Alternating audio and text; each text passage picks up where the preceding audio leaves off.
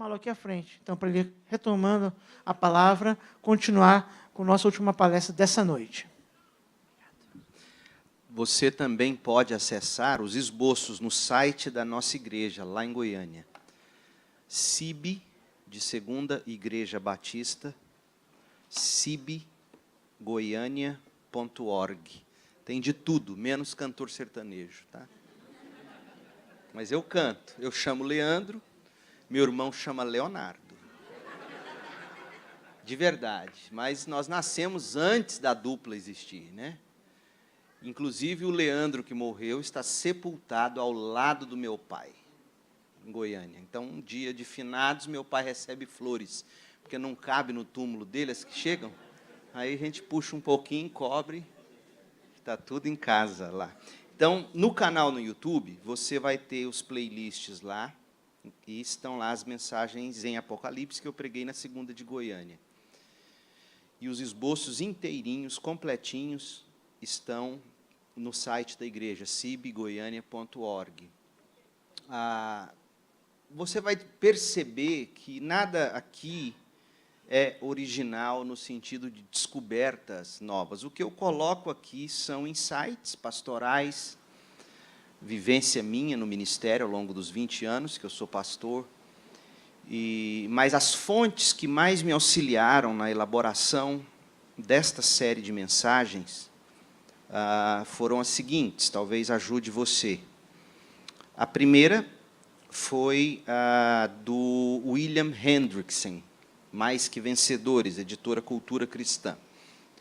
Amanhã de manhã, na EBD, é capaz que a gente, em vez de eu trazer um estudo completo, eu dê algumas pinceladas gerais, apocalípticas, e respondo perguntas, e aí eu prego no culto. Porque a visão que ele traz do Apocalipse é impressionante. Quando eu li, eu era ainda novo crente, ele coloca o Apocalipse no que ele chama de paralelismo progressivo, onde o livro narra, o livro contém 7 sessões, e aí ele mostra, ele divide isso bonitinho, amanhã de manhã eu posso falar um pouco mais.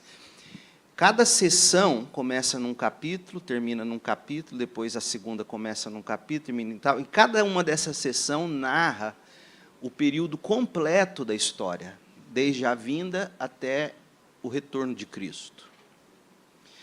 De forma que, na sessão seguinte, ao narrar o mesmo período da sessão anterior, a intensidade vai aumentando na narrativa.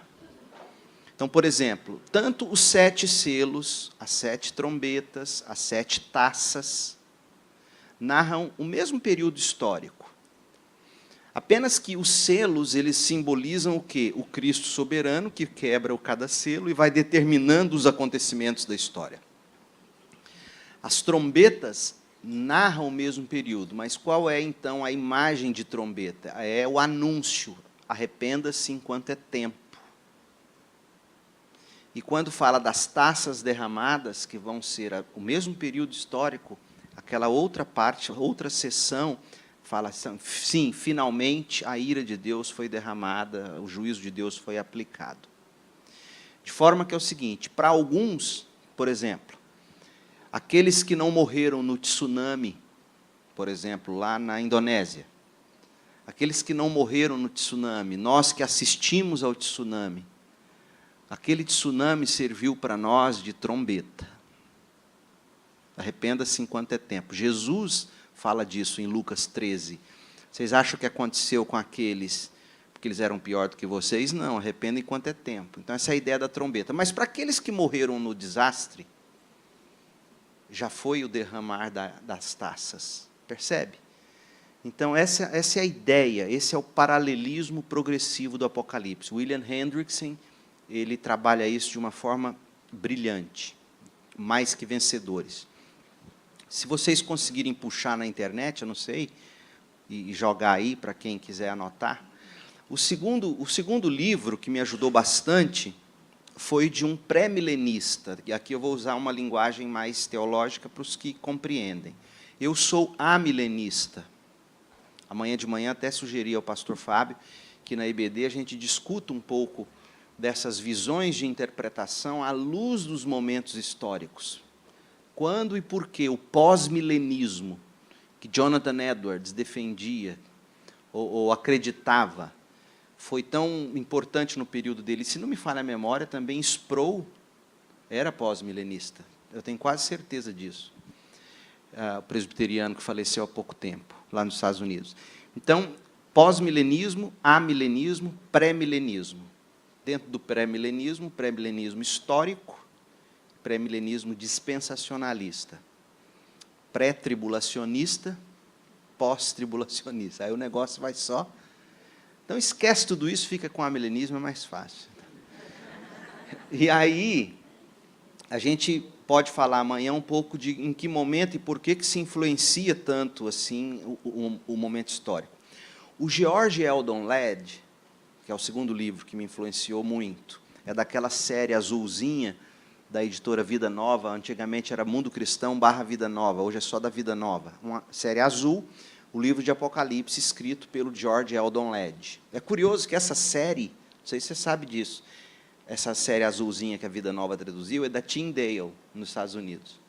E quem comenta o Apocalipse na série de Tyndale, nos Estados Unidos, não é o George Eldon Ladd, é o Leon Morris. O Leon Morris é amilenista. O Shedd, Russell Shedd, que era o presidente de Vida Nova, ele era um pré-milenista histórico. Aí ele usou o Ladd para a série que eles traduziram. Agora, foi até bom, porque o George Eldon Ladd é um pré-milenista histórico consistente. E o que os pré-milenistas históricos basicamente discordam dos amilenistas, basicamente, há outros pontos, é apenas na literalidade do milênio, em Apocalipse 20, onde o pré-milenista crê na literalidade dos 1000 anos que virão e Cristo ainda reina na Terra. O pré-milenista histórico, ele é pré-tribulacionista, ele acredita que a igreja, assim como os amilenistas, acredita que a igreja vai passar, está passando pela tribulação e a tendência é piorar, né? Eu não vejo nenhum motivo para não crer que a igreja vai sim, já está atravessando os momentos de tribulação e a coisa vai piorar no final. E, enfim. Então, o George Eldon Ladd, ele é muito lúcido. Se você quer uma perspectiva pré-milenista para interpretar o Apocalipse, eu recomendo George Eldon Ladd, um pré-milenista histórico, que influenciou grandemente o John Piper. E o John Piper é um pré-milenista histórico. Disseram-me, não sei, nunca li sobre isso, que Spurgeon era pré-milenista, não sei, nunca vi isso nele, não sei te dizer. E, então, primeiro livro, William Hendrickson, um amilenista. Segundo, George Eldon Ladd, que é a série de comentários, né, Apocalipse, e introdução e comentário, que da editora Vida Nova. E o terceiro livro, ele infelizmente não está mais editado, pelo que eu conheço, aí vi, mas você deve conseguir algum PDF pirata por aí, algum estante virtual. É um livro do Eugene Peterson, aquele que traduziu a Bíblia, a Mensagem. Ele era presbiteriano, portanto, ele era amilenista, e ele faz uma interpretação muito lúcida do Apocalipse, extremamente pastoral. Me ajudou muito na interpretação. E o título do livro é O Trovão Inverso. O Trovão Inverso. Eu gosto muito do material dele. Então, esses são os 3 livros que basicamente me influenciaram. Eu usei alguns outros, de vez em quando eu usei Hernandes Dias Lopes, porque ele é muito bom em síntese, ele também não é original, ele copia e cola de vários lugares, ele também não faz questão de esconder isso. E outro bom foi de um americano, que inclusive foi uma recomendação do reverendo Augustus. Eu posso te mandar, não me recordo o nome dele. Se você tiver interesse nessa obra em inglês, me manda uma mensagem aí pelo pastor Fábio, e eu posso te mandar a foto desse livro em inglês, uma obra grossa, de um comentarista, um pastor reformado, e muito lúcida a interpretação dele do Antigo Testamento. Então, são essas as obras. O canal é Pastor PR Leandro B. Peixoto, e o site cibgoiania.org. Mas vamos lá, eu quero agora, rapidinho, falar sobre a revelação de Jesus Cristo. A gente falou que o Apocalipse é a revelação de Jesus Cristo. Hoje em dia nós temos essa é outra relevância do Apocalipse, porque nós vivemos num momento da história onde existem diferentes Jesus, vários Jesuses aí.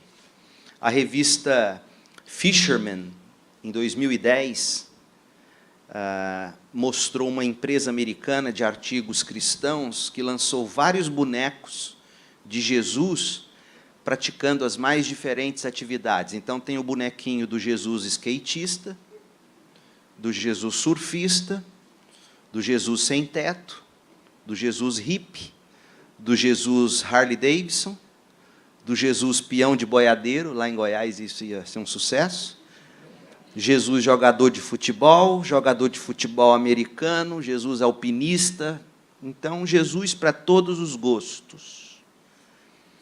Isso revela o que vem acontecendo nos nossos dias, onde nós temos vários Jesuses apresentados. Tem o Jesus da teologia da libertação, que é fruto do marxismo, e esse Jesus da teologia da libertação, ele não passa de um eticista, né?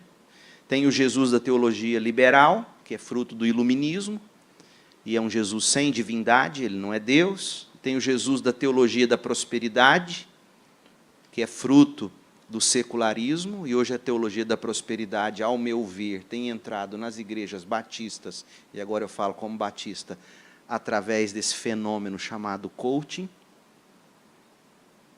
Eu poderia discutir sobre isso, mas seria outro congresso inteiro.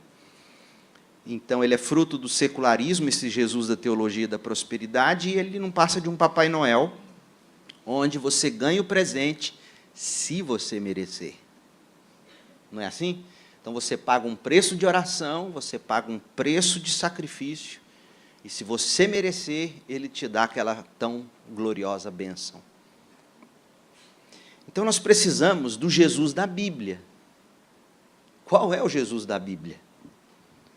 E o Jesus da Bíblia está revelado claramente nos evangelhos, nas cartas, mas de uma forma maravilhosa para todos os tempos no Apocalipse. Então, essa é a grande relevância, ao meu ver, do Apocalipse. Revela-nos o Jesus, como ele é. Então, para a gente parar com essa deturpação da pessoa e da obra de Jesus na terra, a gente precisa da visão bíblica de quem Cristo é. Em meados do século XX, século passado, um cristão ortodoxo russo chamado Nikolai Berdyaev, ele fez uma avaliação que, ao meu ver, foi estonteante sobre o cristianismo dos tempos dele. Ele viveu entre 1874 e 1948. E olha o que ele falou sobre o cristianismo daqueles dias dele,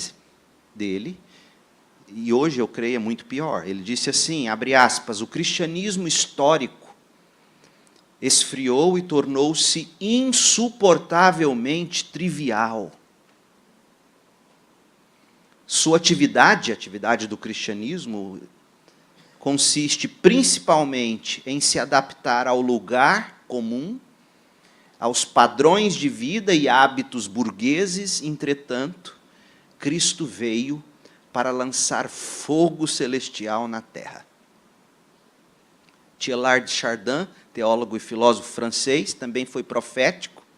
Ele disse assim, será o Cristo dos evangelhos, imaginado e amado dentro dos limites do mundo mediterrâneo, capaz de abarcar e formar o centro do nosso universo, prodigiosamente expandido? Não estará o mundo em um processo de se tornar mais vasto, mais significativo, mais fascinante do que o Senhor? Isso não irá explodir nas religiões, eclipsar nosso Deus? Parece que sim, gente. A gente vê hoje as pessoas buscando tudo menos Cristo, até nas igrejas. Elas querem a cura, elas querem o casamento perfeito, elas querem a vida tranquila, elas decretam, elas buscam a Deus não por Deus, elas buscam a Deus como passagem para aquilo que elas mais querem.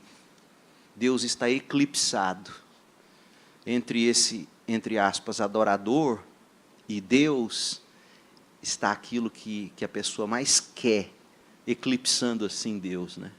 Então, a gente precisa tomar cuidado com as imitações de Jesus. Desde os dias de Paulo, isso não é um fenômeno novo, desde os dias de Paulo já haviam os falsos mestres, né?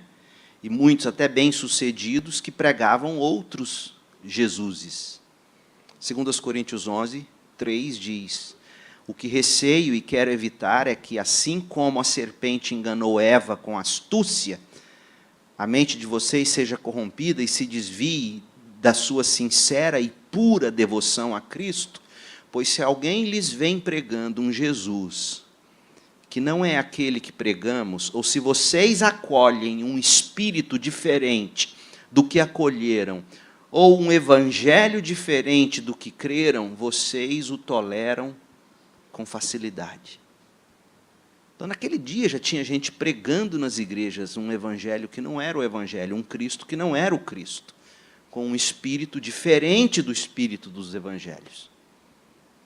E há pelo menos 2 problemas quando você abraça um Cristo que não é o dos apóstolos, como milhares e milhares hoje têm abraçado. Gente, sabe por que Jesus disse que nós vamos ter surpresa nos céus? Quando ele fala, lembra do que ele fala? Ele fala assim: muitos chegarão diante de mim e vão dizer: mas Senhor, nós em seu nome expulsamos demônios, em seu nome nós fizemos isso e aquilo, nós curamos. Ele fala: sim, de fato, eu honrei meu nome através do ministério de vocês, porque era meu nome, vocês até curaram, mas eu não conheço vocês, vocês não são meus filhos. Isso é muito sério, tem muita gente enganada, usando inclusive o poder de Deus, experimentando inclusive o poder de Deus, na dispensação da graça comum de Deus. E aqui eu vou dizer algo que talvez até choque você: Deus cura até dentro do centro espírita. Deus é poderoso, Ele é soberano. Mas a questão da cura não é o que determina, porque o anticristo vai curar também. E ele vai enganar a muitos. Então, se não é pela cura, como é que você identifica qual Cristo? Pelo caráter, pelo conteúdo, pelo evangelho. Então, qual é o primeiro perigo, ao meu ver? Outro Jesus. As pessoas continuam religiosas, mas elas não são justificadas diante de Deus. Elas não têm o poder para vencer o pecado. Olha o que diz Colossenses 2:20: já que vocês morreram com Cristo para os princípios elementares deste mundo, por que, como se ainda pertencessem ao mundo, vocês submetem a regras? Não manuseeis, não prove, não toque. Todas estas coisas estão destinadas a perecer pelo uso, pois se baseiam em mandamentos e ensinos humanos. Essas regras, de fato, têm aparência de sabedoria, com sua pretensa religiosidade, falsa humildade e severidade com o corpo, mas não tem valor algum para enfrentar os impulsos da carne. Olha que coisa. Colossenses 2, de 20 a 23, muita gente religiosa em nome de Cristo, sem a justificação que salva e sem o poder para vencer o pecado. Outra coisa, o outro Jesus, fruto de qualquer outro evangelho, ele não salva. Vocês ouviram, vocês leram o testemunho do Cabo Daciolo no Estadão? Vocês leram? Sabe como é que ele se converteu a Jesus? Está lá, a entrevista inteira, tadinho. Gente, eu não estou julgando o caráter daquele homem, eu creio até que ele pode ser salvo, mas é a julgar pelas palavras dele no jornal. Ele foi salvo por causa de uma diarreia. Ele teve uma diarreia, nada curava a diarreia. E aí ele lembrou de uma história de um pastor, quando ele visitou uma igreja, muito tempo atrás, a mãe dele levou ele numa igreja, e ele entrou, e o pastor apontou o dedo para ele e falou assim: Deus tem grandes coisas para você. Soa como um coach, né? Tem um cartaz de coach ali no hotel onde eu estou, onde fala assim: grandes poderes estão reservados para você. É evangelho, meu povo, pelo menos do tipo que tem por aí. E aí ele ficou com aquilo na cabeça, não quis mexer com... E lá esqueceu, foi embora da igreja. Aí deu a diarreia. Passou os anos, deu a diarreia. Ele lembrou daquela promessa.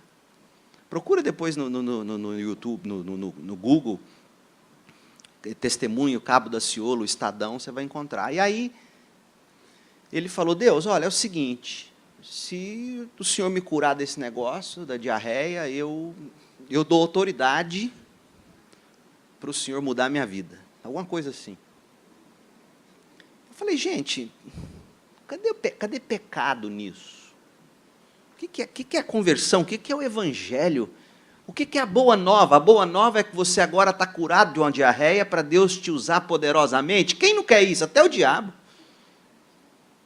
Boa nova, gente, é você se dar conta de que para o seu estado de perdição, você merece a justa condenação de Deus e o inferno. Essa é a boa notícia. Existe saída, existe um caminho que te salva desse caminho de morte. Essa é a boa notícia. Tem como nos reconciliarmos com Deus, tem como recebermos o amor de Deus e vivermos em paz com Deus para sempre. 1 de Pedro 3,18 diz que a grande obra da salvação é nos tornar justos para a gente poder se apresentar diante de Deus, perdoado para a gente chegar a Deus. Cristo nos leva de volta a Deus. Essa é a boa notícia. Mas cadê? Não existe mais esse evangelho aí. E aí, Paulo diz, irmãos, quero lembrar-lhes o evangelho que lhes preguei, o qual vocês receberam e no qual estão firmes. Por meio deste evangelho que eu vos preguei, vocês são salvos, desde que se apeguem firmemente à palavra que lhes apresentei. Caso contrário, vocês têm crido em vão. Tem muita gente crendo em vão em nome de Jesus. E aí eu entro com Apocalipse. E vou pincelar com você, eu não vou ter tempo de expor o texto inteiro, que é a revelação de Jesus Cristo em Apocalipse 1, a partir do verso 9. Quero ler com vocês. Deixa eu me localizar aqui nas minhas notas, achei. Apocalipse 1, mas eu quero que você ouça, na verdade, o trecho que eu tenho para expor vai do 12 ao 20. Mas veja que o verso 12 diz, quando me voltei para ver quem falava comigo, vi, aí ele vai ver Jesus. Mas ele se volta para ver quem estava falando com ele.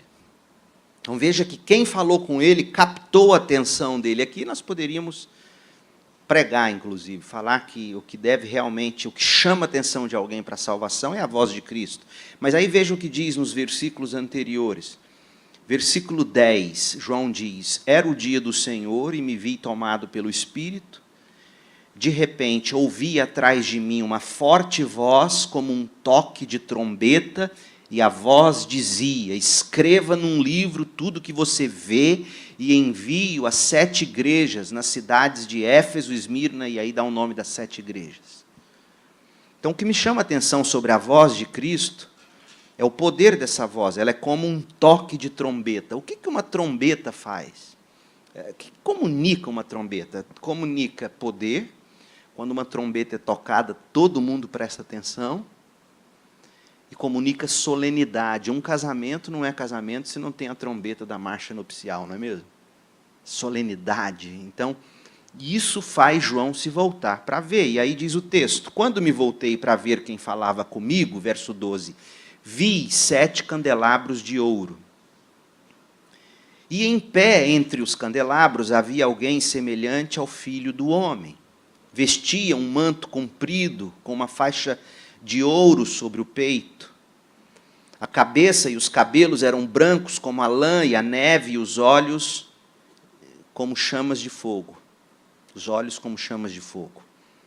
Os pés eram como bronze polido, refinado numa fornalha, e a voz ressoava como fortes ondas do mar. Na mão direita tinha 7 estrelas, e de sua boca saiu uma espada afiada dos 2 lados. A face brilhava como o sol em todo o seu esplendor. Quando o vi, caí a seus pés como morto. Ele, porém, colocou a mão direita sobre mim e disse: não tenha medo, eu sou o primeiro e o último. Sou aquele que vive, estive morto, mas agora vivo para todo sempre. Tenho as chaves da morte e do mundo dos mortos. Portanto, escreva o que viu. Tanto as coisas que estão acontecendo agora, como as que acontecerão depois. Este é o significado do mistério das 7 estrelas que você viu em minha mão direita e dos 7 candelabros de ouro. As 7 estrelas são os anjos das 7 igrejas e os 7 candelabros são as 7 igrejas. Esse é o texto. Então, o que nós temos aqui a respeito de Jesus Cristo? Em primeiro lugar, o conteúdo dessa visão. Vamos ver o conteúdo. João nos convida a olhar para Cristo e vislumbrar alguns aspectos do ministério na igreja e através da igreja. Primeira coisa que a gente aprende aqui sobre Cristo. Cristo ama a igreja e Cristo capacita a igreja. Verso 12, voltei-me para ver quem falava comigo. Voltando-me, vi 7 candelabros de ouro. E entre os candelabros, alguém semelhante a um filho de homem. E lá no verso 20, os 7 candelabros são as 7 igrejas. Então, representam aqui a igreja no decorrer da história. 7 é um número que simboliza totalidade, integralidade. Ao descrever a igreja na forma de candelabros de ouro, o que você acha que João está fazendo? Ouro é coisa valiosa. João estava destacando 2 verdades maravilhosas. Porque é interessante que Jesus falou, escreve o que você vê. Não foi Jesus que disse, olha, eu sou semelhante a um candelabro de ouro, ou coisa assim, a igreja. João é que via as coisas, e ele, na medida em que via, a impressão dele, as impressões dele, inspiradas pelo Espírito, faziam ele escolher as imagens. E aí ele diz, ao descrever a igreja, ele descreve essa igreja na forma de candelabros de ouro, o poder que vem do Espírito. Por quê? Porque o candelabro, para funcionar, precisa de óleo. Para iluminar, ele precisa de óleo, senão ele não funciona. Um candelabro de ouro sozinho não passa de um enfeite. Então, o que a gente aprende aqui é isso, é o Cristo que ama a igreja, porque a chama, João vê isso, é algo precioso, o metal descreve o valor que a igreja tem, né? E fato também interessante é que no meio do candelabro, João viu Cristo, alguém semelhante a um filho de homem, verso 13. Jesus estava no meio das igrejas sofredoras. Imagina você sendo membro da igreja de Laodiceia, sei lá, e aí você está ouvindo o pastor ler esse livro, e aí diz, olha, nossa igreja é comparada a um candelabro de ouro, tem valor. Cristo está conosco no meio desse sofrimento. Então aqui você tira essa lição do Cristo que ama, que está presente, que está capacitando para que esse candelabro brilhe. Segunda coisa, esse Cristo intercede pela igreja. Verso 13, entre os candelabros, alguém semelhante a um filho de homem, com uma veste que chegava aos seus pés e um cinturão de ouro ao redor do peito. A primeira coisa que a gente tem que notar aqui sobre essa visão de Jesus, a respeito de Jesus, é o que Jesus está vestindo. Por quê? E ele está vestindo aqui uma veste que chega aos seus pés. A visão de Cristo começa com a descrição das suas roupas. Antes mesmo de conhecermos a aparência dele, antes de João falar qual é a aparência dele, a gente fica sabendo que roupa ele estava vestindo. Interessante isso. Por quê? Porque a gente fica sabendo o que ele faz. A roupa define a função. Pelo uniforme, você descobre a profissão. Não é assim? Então, aquelas eram roupas utilizadas por reis, profetas, sacerdotes. A palavra grega aqui para vestes talares descreve a roupa do sumo sacerdote do Antigo Testamento, Êxodo 29, 5. A cinta de ouro reforça essa nossa interpretação, já que o sumo sacerdote do Antigo Testamento usava cintas com frequência, Êxodo 28, 4. Então, a gente aprende que ele é sumo sacerdote. E o que o sumo sacerdote fazia? Ele oferecia o sacrifício. Então, Jesus é a nossa propiciação. Ele morreu no nosso lugar. E mais do que isso, hoje, como sumo sacerdote, ele está à direita de Deus, intercedendo por nós. Então, quem levantará acusação contra os eleitos de Deus? Então, João está querendo que a igreja perceba isso. Agora, veja, para você entender isso, você tem que ter um enorme conhecimento do Antigo Testamento. João está dizendo, olha, nós temos um Cristo que nos ama, que nos valoriza, nós somos tidos como candelabros de ouro, Ele está conosco, Ele intercede por nós, olha as roupas dele, olha as suas vestes talares, Ele é o nosso sacrifício, Ele é a nossa propiciação. Mas outra coisa, versos 14 e 15, Cristo purifica a igreja. Olha, agora vai falar da aparência de Jesus. Sua cabeça e seus cabelos eram brancos como a lã, tão brancos quanto a neve. E seus olhos eram como chama de fogo, seus pés eram como bronze numa fornalha ardente. Então, João descreveu a função de Jesus, quando falou das roupas. Veja que eu não entrei em muitos detalhes, cinto de ouro, porque senão, gente, é como estudar uma parábola. Se você for pegar cada detalhe da parábola, o que Jesus de fato quer que a gente entenda nessa linguagem apocalíptica não é nem tanto as minúcias de detalhes, mas são os seus significados, de uma forma geral. Então, ele descreveu a função, o sumo sacerdote, as roupas, agora ele vai falar do caráter de Cristo. Cabeça, olhos e pés. Jesus é puro, a cabeça dele, os cabelos são brancos, ele a tudo vê, ele a tudo penetra, ele tem visão mais poderosa que a do super-homem. Lembra que penetrava a parede assim, você via do outro lado? Mas ele não só vê, olhos de fogo, ele purifica, né? Ele é eterno, ele é para sempre, ele é perpétuo, porque seus pés não são de barro, seus pés são de bronze. O que significa isso? Além de puro e purificador, ele é eterno.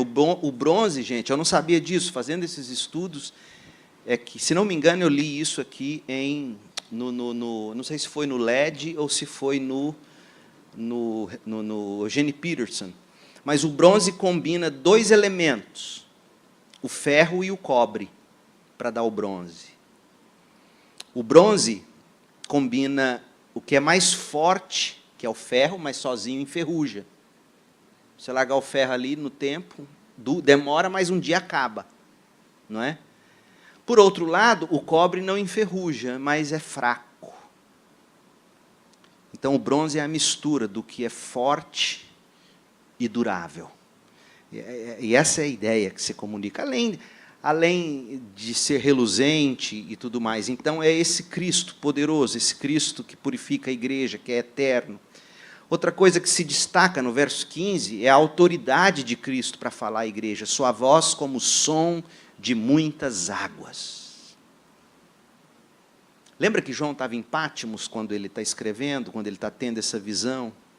As ondas do mar Egeu que se quebravam nas rochas da costa da ilha de Patmos, aquele som, porque cansa, né, gente? Som de muitas águas. Vai indo, chega de tão forte e intenso, vai indo, te dá aquela poluição auditiva. Mas João quer destacar aqui o poder dessa palavra. A palavra de Deus é impressionantemente poderosa. Um texto do Antigo Testamento que falou do poder da voz de Deus é o Salmo 29. Se você ler o Salmo 29 inteirinho, você vai ver essa voz poderosa de Deus. Então, João também falou no verso 16 do Cristo que controla a igreja. Ele tem na sua mão direita cada uma das igrejas. Ele tem todas ao mesmo tempo na sua mão direita. Então, ele controla as igrejas. Verso 20 nos explica que ele não tem apenas as igrejas na mão, mas ele tem também seus líderes, seus pastores. Eugene Peterson, como eu disse, ele é muito lúcido nessa interpretação. Olha o que ele escreve sobre essa simbologia. Tinha em sua mão direita 7 estrelas. E verso 20, este é o mistério das 7 estrelas que você viu em minha mão direita, e dos 7 candelabros. As 7 estrelas são os anjos das 7 igrejas, e os 7 candelabros são as 7 igrejas. Olha o que o Peterson escreveu. Ele disse assim, no primeiro século, 7 eram os planetas conhecidos. O movimento desses planetas, entre as constelações e em relação ao Sol e a sua... em relação ao Sol e a sua, formavam a base da astrologia, cuja influência permeava todas as religiões populares do mundo antigo. Acreditava-se que a localização dos planetas nas 12 constelações do zodíaco determinava um destino. Essas crenças controlavam assuntos políticos, públicos e privados. Os astrólogos, portanto, desfrutavam de grande prestígio na antiguidade. Você acha que o povo da Ásia Menor não tinha esse conhecimento? E aí João fala que Jesus tem as estrelas na mão, a igreja. Por isso que ele explica o que é isso. O que são as estrelas, o que são os candelabros, perdão. Tem na sua mão. O Senhor não só controla como deseja, mas também está pronto para usar como deseja. Ele tem o controle e ele usa como quer. Está na mão dele. Então o Senhor controla o cosmos. É isso que João está querendo dizer. Esse Senhor que controla o cosmos, ele controla as igrejas. Ele tem tudo isso na sua mão. O Senhor controla os líderes espirituais da igreja. O Senhor controla a própria igreja. Hernandes Dias Lopes disse assim, o mundo vê Cristo através da igreja e no meio da igreja. Porque é aqui que a gente está vendo Cristo, né? Através da igreja e dentro da igreja. Isso significa que ninguém verá Jesus em glória, senão por meio da sua igreja aqui na terra. Você precisa da igreja, precisa se congregar. Esse foi o insight pastoral do Hernandes Dias Lopes, e eu acho que muito lúcido também, ao ver o Cristo aqui, que tem a igreja nas mãos, ou na mão, né? Outra coisa, verso 16, o Cristo protege a igreja. E como que Cristo protege a igreja? Com a palavra. Olha o verso 16, da sua boca saía uma espada afiada de 2 gumes. E a gente sabe, por Hebreus, que a espada afiada de 2 gumes é o quê? A palavra. Não são profecias que protegem a igreja, profecias de alguém que acha que Deus está falando, e é a palavra. É a palavra que sai da boca de Deus que protege a igreja. Então, a igreja que quer ser protegida, edificada, ela depende dessa palavra. Verso 16 ainda, sua face era como o sol quando brilha em todo o seu fulgor. Cristo reflete a glória dele através da igreja. Então, essa expressão foi usada lá em Juízes 5:31. Os que te amam brilham como o sol quando se levanta no seu esplendor. Mateus também usou essa expressão. Os justos resplandecerão como o sol no reino de seu Pai. Isso significa que a glória de Deus na pessoa de Cristo também deve ser refletida para o mundo através da igreja. Efésios 3:21, 2 Coríntios 4:6. Então, a igreja de Jesus, em todas as épocas, ela vai ser revigorada quando ela voltar os seus olhos para o Cristo glorificado do Apocalipse. Por quê? Porque com os olhos aqui a gente vai aprender que Cristo ama a igreja, capacita a igreja, intercede por ela, purifica, fala com a igreja, se levanta pela igreja, controla, tem a igreja na mão. É isso que João quer que a gente veja. A igreja não está aqui sendo jogada de um lado para o outro como azeitona em boca de banguelo. Está na mão do Cristo. Ele tem a palavra de Deus. Desculpa, estão acordados. Certo? Então, esse é o conteúdo da visão. E outra coisa interessante, você percebe que esse tipo de literatura não permite você ler rapidamente. Você percebeu? Você percebeu que no primeiro momento, quando a gente leu rápido, quanta coisa ficou? Mas no momento em que a gente voltou, dando um pouquinho mais mastigando, aí sim, como o banguelo na azeitona, dando aquela mastigada. Eu fui criado com uma surda e muda, Tereza, e era um barato ver ela comendo. Ela pegava o bife, punha na boca. Ela foi criada pelos meus avós na roça, lá em Goiás, e cuidou da gente. Essa mulher morreu nos meus braços. Eu tinha 12 anos quando ela morreu, ela já era bem senhorinha. Me lembro até hoje, foi a minha primeira experiência com a morte. 12 anos, ver alguém dar seu último suspiro. Assim. Ela era baixinha. Mas era bacana ver ela comer aquela carne sólida. Ela mastigava aquilo. Era bonito. Porque era com a boca tão boa. Boca de banguela não é feio. E é isso que Deus quer da gente com a palavra. Imagina, Ele quer isso. Ele quer que você pegue essa visão do Cristo glorificado. E muito mais do que você tentar pintar. Porque tenta pintar esse Cristo num quadro. Pé de bronze, cabelo branco. O rosto como o sol, que você não consegue contemplar, tenta ficar olhando para o sol. Então, isso aqui não é para você não é para você imaginar como ele é. Por isso que nunca vai dar para fazer um filme do Apocalipse, literalmente. Isso aqui é para você deglutir cada palavra, mastigar, fazer referência, ver de onde João tirou isso lá no Antigo Testamento, tentar compreender isso desse jeito. Para isso ir te enchendo o coração. Esse Cristo é santo, Ele é eterno, Ele é poderoso, Ele controla todas as coisas, Ele tem olhos como de fogo que a tudo vê, e Ele purifica todas as coisas. É isso que João, esse é o conteúdo da visão. Agora, quais são as consequências?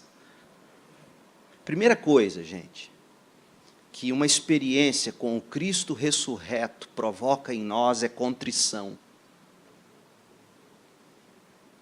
Me lembro, não sei se um dos livros do Benihim me disseram, nunca tive paciência para ler, e me falaram que uma vez, acho que foi Bom Dia Espírito Santo, não sei, você não vai ler isso para saber não, mas... E aí disse que ele estava fazendo a barba, aí disse que Jesus chegou e abraçou ele, começou a conversar com ele. Eu falei, gente, olha o que João fez quando Jesus apareceu para ele. Ele, quando o vi, caí aos seus pés como morto. Essa é a experiência de temor, de reverência. Miserável homem que sou. Né? Outra coisa, a convicção. Esse encontro com Cristo produz uma convicção. Versos 17, 18. Então, ele colocou sua mão direita, a mesma mão que segura a igreja como um todo, a mão direita.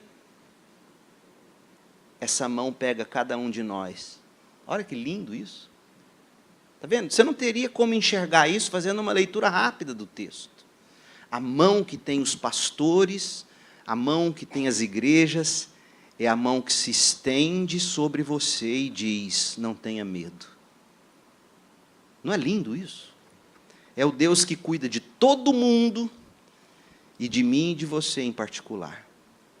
E aí ele diz, eu sou o primeiro e o último, sou aquele que vive, estive morto, mas agora estou vivo para todo sempre, e tenho as chaves da morte e do Hades. João foi lembrado de que ele serve um Jesus vitorioso, e João precisava ser lembrado disso. João estava preso. João estava correndo risco de vida onde estava. Homens e mulheres estavam morrendo. E aí ele é lembrado, eu sou o primeiro e o último, eu sou eterno. Não tem ninguém antes de mim, nunca haverá alguém depois de mim. Eu não sou apenas eterno, mas eu sou vitorioso. Eu estive morto e agora eu estou vivo. Por isso que ele vai dizer, olha, ser fiel mesmo diante da morte, e eu te darei a coroa da vida. Não é isso? Por quê? Porque ele é esse vitorioso. Ele tem autoridade sobre vivos e sobre mortos. A autoridade não é do imperador romano, a autoridade não é de Trump, a autoridade não é de nenhum poderoso nesse universo. Ele sim tem as chaves da morte e do inferno nas mãos. Ele é o poderoso. Tanto que Jesus vai dizer nos evangelhos, olha, não tema aqueles que matam o corpo. Esse, no máximo, mata você. Você tem que temer Deus. Ele mata o corpo e lança a alma no inferno. Uau! É isso que a Bíblia está dizendo para nós. Então, essa convicção de quem Cristo é, nosso encontro com Cristo, nossa experiência com Cristo, produz em nós isso. Ele é eterno, ele vence a morte e ele tem autoridade sobre vivos e mortos. Não interessa o que o mundo tente fazer contra nós. Ele, Deus, em Cristo, é quem quebra os selos, fazendo a história acontecer. Ele é que reina sobre a terra. Gente, a igreja precisa de novo dessa visão de Jesus, não precisa? De um Jesus que está muito mais preocupado, tem muito mais coisa para preocupar do que curar diarreia. Conquanto, no meu caso, com um filho com doença autoimune, estava compartilhando com o pastor e a Elaine, um pai nunca ficou tão feliz em ver um cocô durinho numa bacia. Quando o dia que eu tinha que fazer o exame do meu filho, fomos colher o cocô dele, e sai aquele cocôzão duro, bonito. Depois de tanto sangue e diarreia. Mas vocês entendem o que eu quero dizer? A gente precisa de um Jesus assim. Outra coisa, esse Jesus, essa visão, ela causa compromisso. Verso 19, você tem que testemunhar das coisas que viu, você tem que testemunhar das coisas presentes, você tem que testemunhar das coisas que acontecerão, você tem que falar do dia do Senhor. É interessante que, quando a gente pensa de falar das coisas que acontecerão, de novo, a gente fica perdido nessas questões menores da história, quando, na verdade, as coisas que acontecerão e o que é importante para Deus, essa era a perspectiva do Antigo Testamento. É o dia do Senhor, é o dia do juízo, o dia da vingança do nosso Deus, como diz o salmista. Isso é que é o pronto. Então, a igreja é essa, a igreja que tem esse encontro com Cristo, ela é contrita, ela é convicta, ela é comprometida. Mas essa visão causa também comoção na gente, né? Então, diante dessa visão do Cristo, a gente tem que ser tomado por comoção. Essa visão consola, encoraja, preenche o vazio. Eu li alguém dizer que conversava com um pastor que faria um passeio em Jerusalém e depois eles iam passear na região da Ásia Menor. E ele conhece bem aqueles lugares, e aí ele falou para o colega pastor, li isso num livro, não me lembro qual. Ele disse assim, eu vou até a ilha de Patmos. E aí ele perguntou, mas você gosta de lá? Como é que é lá? Né? Aí ele falou assim, não, nós não vamos na ilha de Patmos, não. Por quê? Aí eu anotei. Gastamos um dia inteiro para chegar até Patmos. Outro dia inteiro para voltar de lá. E quando a gente chega à ilha de Patmos, lá não tem nada para se ver. Pensa, um dia para chegar, um dia para vir, e na hora que você está lá não tem nada para ver. Então, que imagem perfeita desse estado de João, em comparação com o mundo nosso hoje.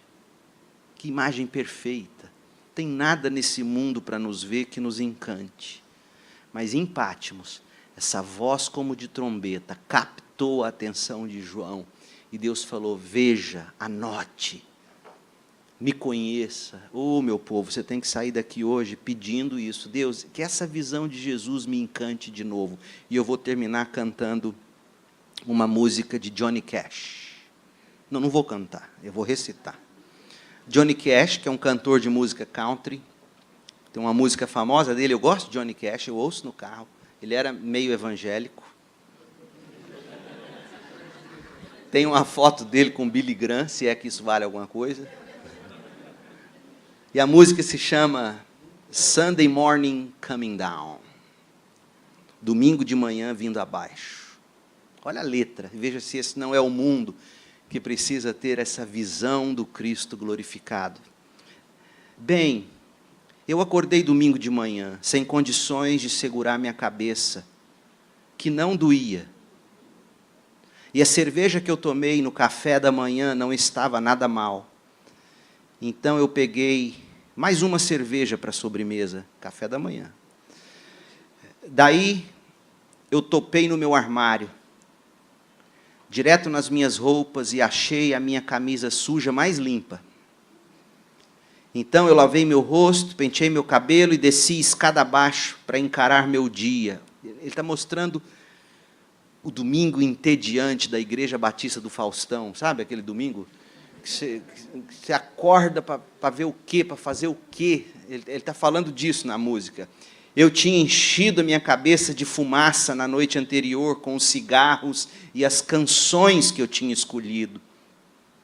mas eu acendi o meu primeiro cigarro e vi uma pequena criança brincando com uma lata que ela estava chutando. Então eu atravessei a rua e senti o cheiro de domingo, de alguém fritando frango, e ele me levou de volta a alguma lembrança do passado que eu tinha perdido em algum lugar, de alguma forma, ao longo do caminho. Em um passeio matinal de domingo, eu estou desejando diante do Senhor que eu estivesse drogado. A expressão em inglês é stoned. Porque há algo em um domingo que faz com que um corpo se sinta sozinho. Oh, meu povo, eu fui criado até 19 anos num lar de um pai que era bêbado e que batia na minha mãe.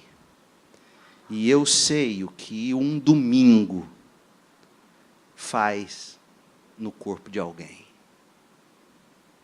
E ele diz, e não há nada mais próximo da morte do que um domingo que faz com que um corpo se sinta sozinho. Isso é metade da solidão que soa da calçada adormecida da cidade, amanhã de domingo vindo abaixo. No parque, eu vi um pai com uma sorridente pequena menina que ele estava balançando, e eu parei ao lado de uma escola bíblica dominical, e ouvi as músicas que eles estavam cantando. Então eu desci a rua, e em algum lugar distante, um sino solitário estava tocando, e ele ecoou através do cânion, como sonhos desaparecidos de ontem, em um passeio matinal de domingo. Eu estou desejando diante do Senhor que eu estivesse drogado, porque há algo em um domingo que faz com que um corpo se sinta sozinho, e não há nada mais próximo da morte. Esse mundo precisa da visão de Cristo. Que Deus te dê essa visão e que você veja a glória de Deus na face de Cristo. E que você viva como João viveu. Patmos é assim, o mundo é assim. Você gasta uma vida inteira para chegar lá, uma vida inteira para voltar. E quando você chega lá, não tem nada. Mas quem vê o Cristo ressurreto, quem o encara, quem o adora, sai de Patmos e morre velhinho. E eu vou narrar para vocês, domingo, me lembra isso amanhã de manhã alguém. Não quero mais tomar seu tempo, já passei do meu horário. Mas a forma como Eusébio de Cesareia, o historiador da igreja do quarto século, ele narra a forma como João morreu, depois que ele saiu de Patmos. É no mínimo inspirador. Não é inspirado, não dá para ter certeza, mas é uma fonte histórica interessante e bem segura. Amanhã a gente retoma, e eu espero que você saia daqui, no mínimo, desejando ler mais a Bíblia, para você poder ver esse Cristo glorificado. Deus te abençoe com paz.